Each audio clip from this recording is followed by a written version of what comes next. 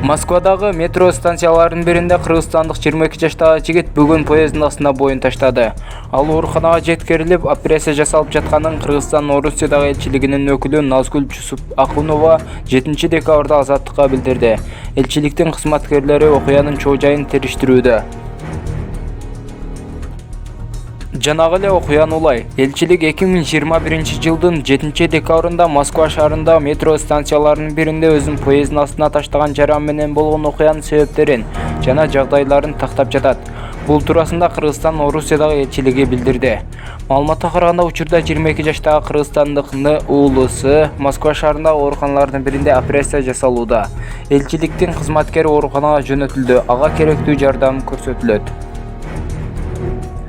Видеого лайк басып, жана каналдагы эң туура жазылуучуларыбыздын катарына кошулуп, подписаться деген кнопканы басып, жандагы коңгуроочуну да басканды унутпаңыздар.